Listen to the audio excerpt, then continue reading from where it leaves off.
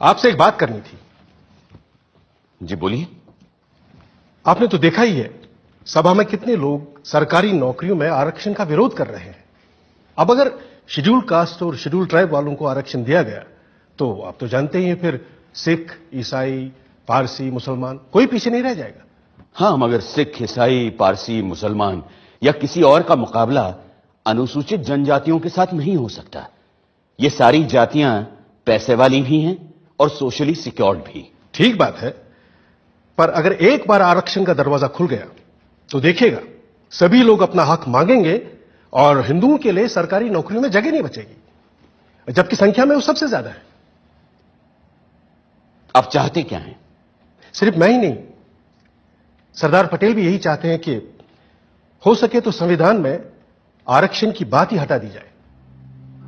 मेरे रहते संविधान से आरक्षण नहीं हटने वाला, चाहे आप कितना भी जोर लगा लें मुंशी जी। पर कोई रास्ता तो हो सकता है ना? हां, एक रास्ता है। मैं ही हट जाता हूं संविधान की ड्राफ्टिंग कमेटी से। अरे फिर आप लोग जैसा चाहें वैसा संविधान बना लीजिएगा। सुनिए भीमराव सुनिए तो। उस दिन से डॉक्टर अंबेडकर ने संविधान का मसौदा बनाने का काम बंद कर दिया और ये भी संदेशा भेज दिया कि वो ड्राफ्टिंग कमेटी से ही नहीं, लॉ मिनिस्टर के पद से भी इस्तीफा दे देंगे।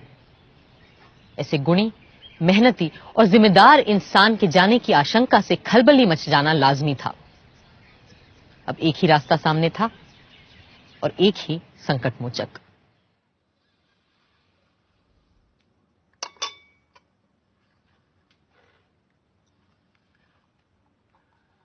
मुंशी जी की बातों से आप नाराज हो गए भीमराव? लेकिन वो तो आपकी बात लेकर आए थे मेरे पास, इसीलिए मैंने कहा कि मैं ही ड्राफ्टिंग कमेटी से हट जाता हूं। आप तो जानते हैं कांग्रेस क्या, पूरे भारत में दूसरा और कोई है ही नहीं जो हमारे संविधान को आकार दे सके।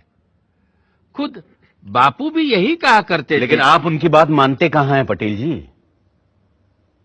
गांधी जी पिछड़ों को रिजर्वेशन देने की मेरी तजवीज से सहमत थे। पंडित नेहरू ने तो खुद पंडित होते हुए भी यह कहा कि सदियों से हिंदुओं ने निरीह अछूतों और आदिम जातियों को बेबसी, दरिद्रता और अशिक्षा में रखा। फिर अगर हमें उन्हें सबके साथ बराबर लाना है तो हमें उन्हें स्पेशल ट्रीटमेंट देना ही होगा। आपकी बात सही है, पर आप तो जानते हैं कि बड़े पदों पर हम मेरिट के आधार पर ही लोगों को ले पाएंगे। तो फिर क्लर्कों की नौकरी के लिए इतना बड़ा जोखिम उठाना? जोखिम? मुझे तो इसमें कोई खतरा नजर नहीं आता। खतरा यह है कि अगर हमने एक विशेष वर्ग को आरक्षण दे दिया तो बाकी के लोग भी आरक्षण की मांग करेंगे और भारत भर में जातिवाद का यह जहर फैलता जाएगा।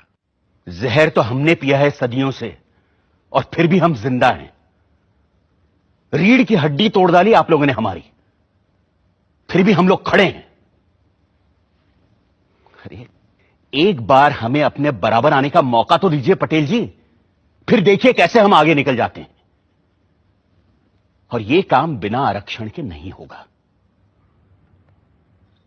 अगर फिर भी मेरी बातें आपको जहरीली लग रही हैं तो मैंने अपना इस्तीफा तैयार रखा है, आप खुद लेते जाइएगा।